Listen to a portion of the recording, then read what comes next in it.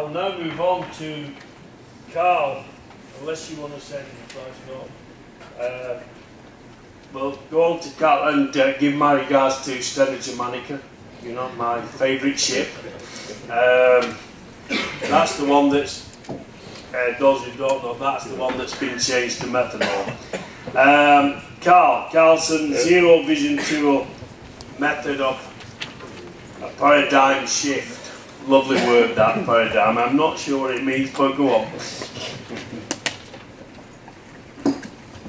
Thank you very much. The shipping industry is facing a big challenge that's been mentioned several times this morning. We believe it's the beginning of a paradigm shift, this challenge.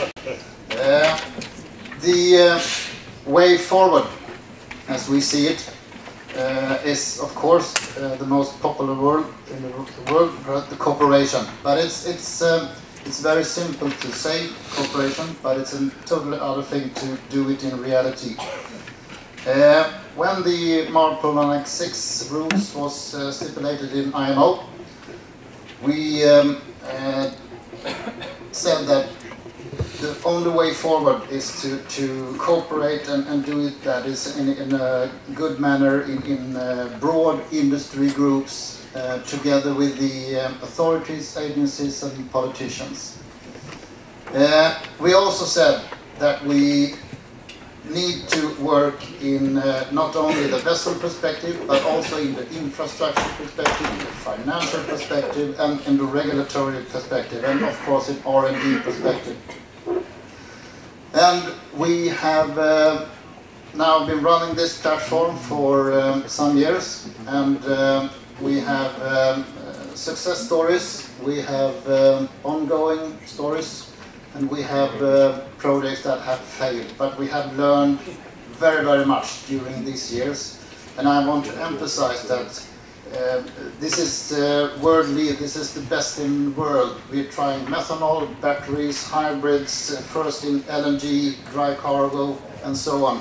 And none of these projects have been possible without the grants received from the Commission and Brian Simpson and Anselmo. None of this has been possible without the support from them. When we are running these joint industry projects, we quarterly report in a different perspective. Again, the vessel, infrastructure, R&D, financial, and so on. And the lessons learned. And if we have a look at the reports that we've been sending to the authorities during these years we've been running, we can see that from a technical perspective, the industry can cope.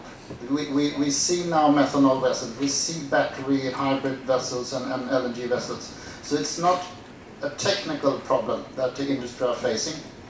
It's been a lot of discussions, it's been a challenge with the infrastructure. We have been working very much with regulatory issues to develop new regulations related to methanol, for one example.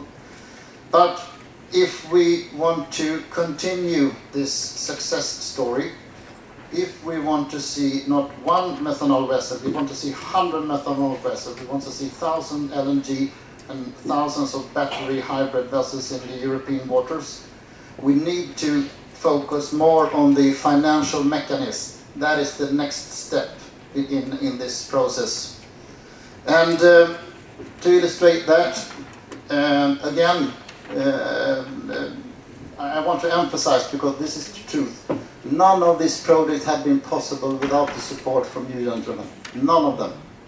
So we are here now with the co-funding, the Marpol Annex 6 regulations, the co-funding for different pilots.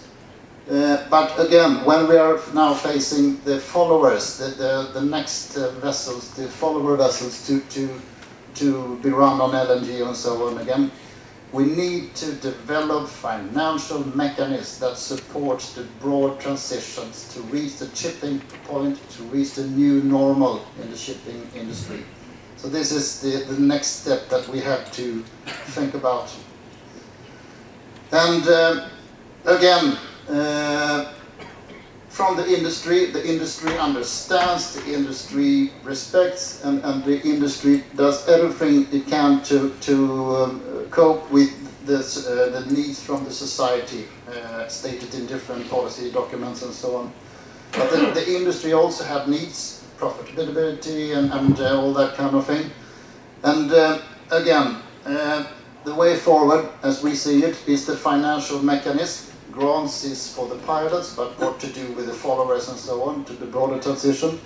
And what we have found during these years, that all the industry projects that we're running, we ask the universities to measure them. What's the benefit to the society and the sea when the industry invests beyond legislation? What's the benefit? And we can clearly see, of course, there is a benefit to society when the industry is motivated to do this kind of investments. We built this together, financial mechanism, and we can hopefully then see a lot of followers, and we share the knowledge within the industry and to the society, of course. If one ship owner tries the methanol, other try hybrid, and then tell each other what's the best way forward, what's the lessons learned.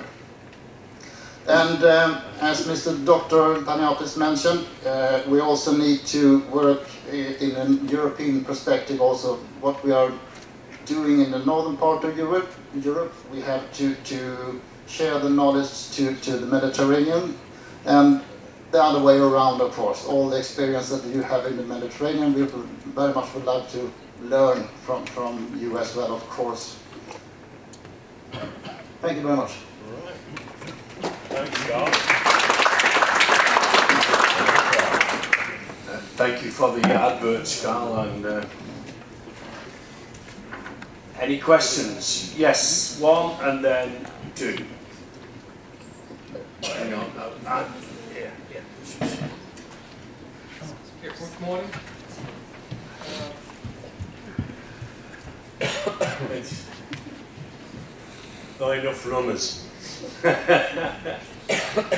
you very much. Godfrey Smith, European Shippers Council, goods owners. My question is about the level playing field between modes. Is this a strategy which is taken into account? And what about a potential reverse model shift? Because if short sea shipping become too expensive, perhaps it would be more attractive to go back to road transportation. Otherwise, of course, I think that the shippers should make their choices on an economic basis and not on a basis of subsidies. Thank you very much. From my perspective, again, when the sulfur decision was taken in IMO, we read what was said in the Maritime Strategy 2009 to 2018, and it clearly says that the sulfur regulations should be implemented in the northern part of Europe, but at the same time, the Commission said that they don't want to see, we don't want to see, you don't want to see any modal backshift due to these regulations. And in the toolbox for preventing this and other way around to support more shipping, more goods on keels and passengers on keels on vessels, there are different tools in the toolbox. Eurovignette is one of them. Eco bonus is another sort of toolbox to prevent this modal backshift and to support more goods and passengers on vessels. So we are very much looking into this eco bonus, and other countries are looking into Eurovignette and so on.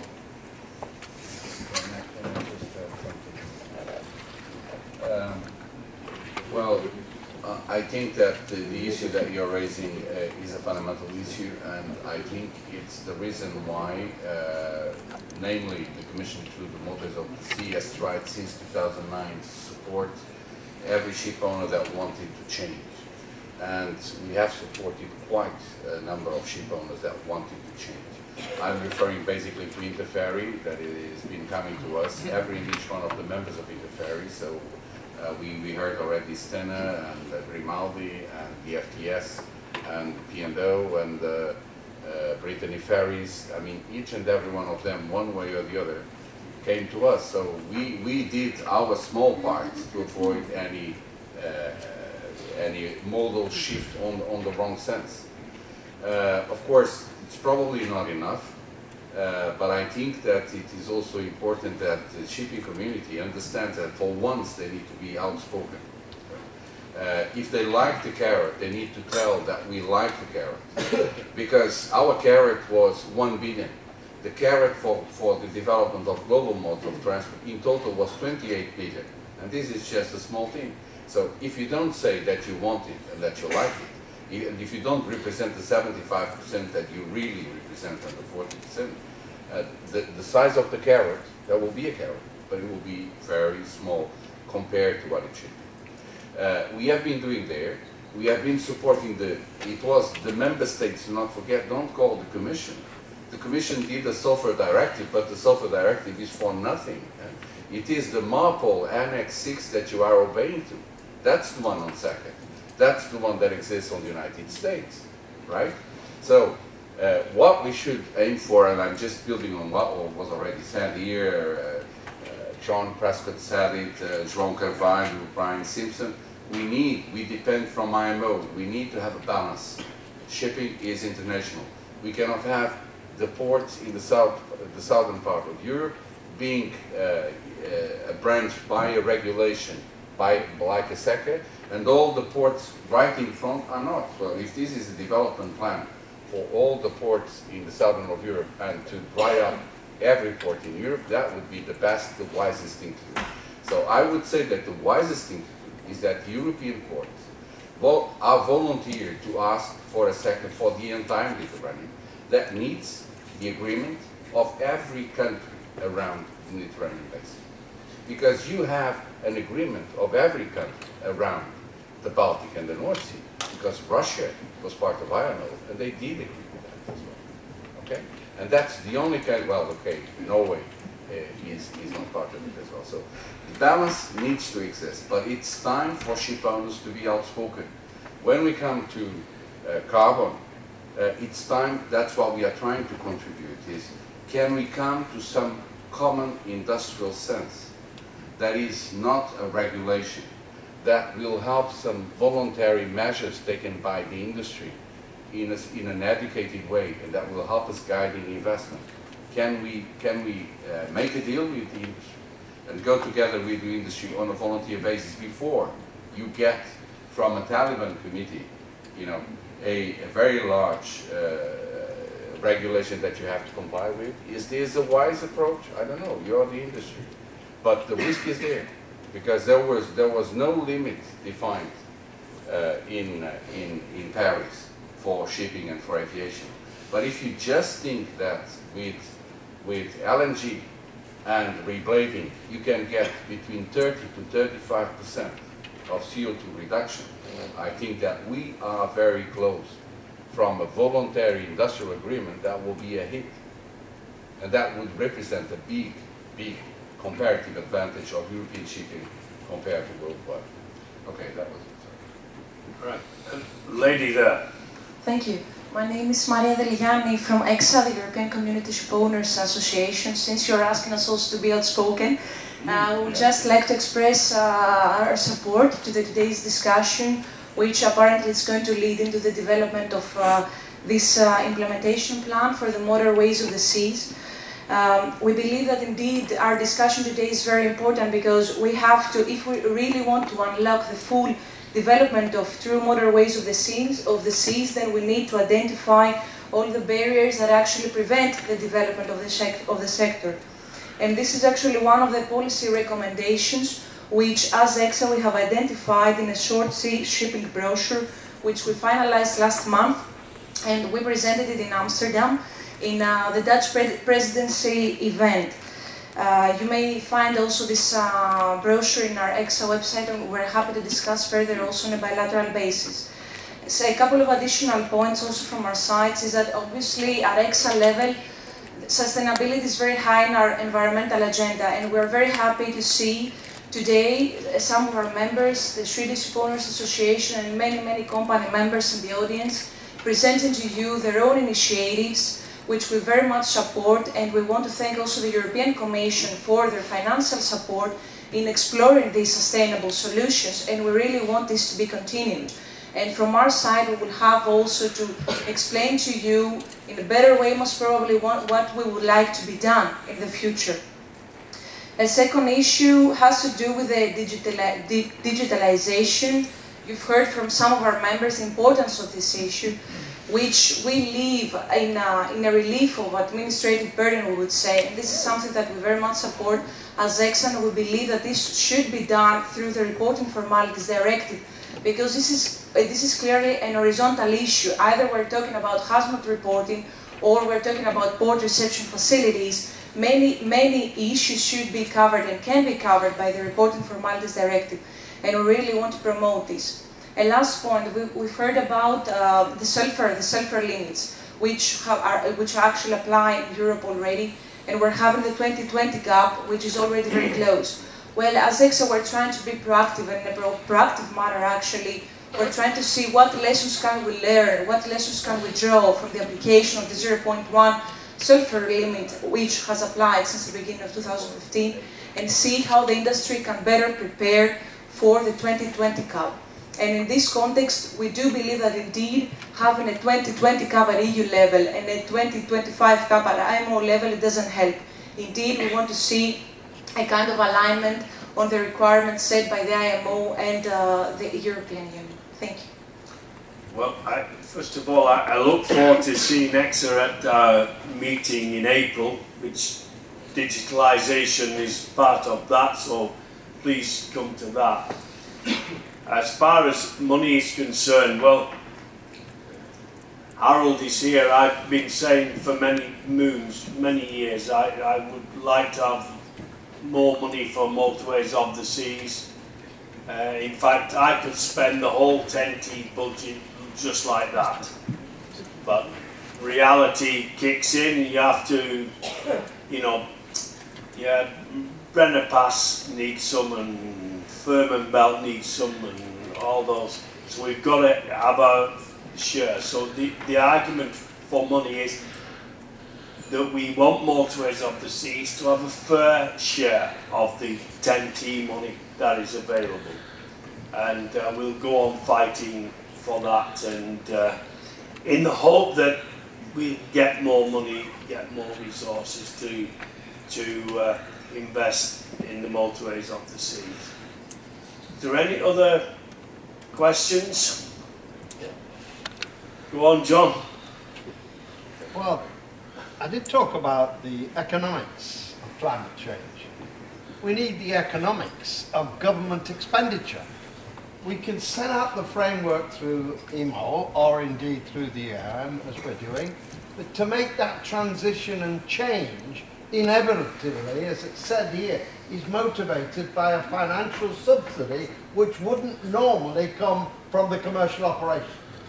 If you look what we've done in the past, we've put billions into the coal industry and then destroyed it, leaving aside environment because of cheaper oil prices. Oil prices are collapsing, and how is it could make at $30 a barrel a very successful profit, and now complains that it's falling from $100 to $30. All these require billions of subsidies. In the shipping industry, you can't have a ferry going to Scotland and treat it like road investment, and we put everything into road investment, but don't treat the seaway as an infrastructure problem for the outer port. It's time we started thinking of using money, because there will be state money involved to encourage it. And if you look at renewals, we have now said it'll be 27% of our fuel requirements, and we're pumping billions into subsidies into solar and wind power.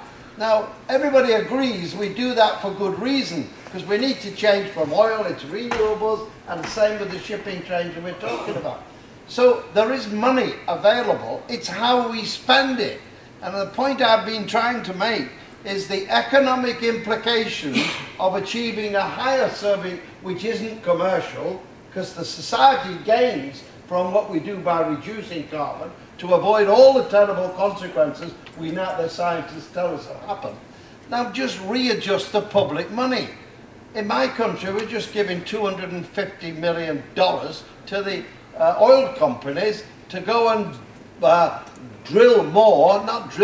suck out some of the oil they left in the ground. Now why are we spending that kind of money? Down in Dover, the congestion in Britain, we're spending $250 million in case some immigrants or a strike takes place, and we're putting the money into a car park or a lorry park.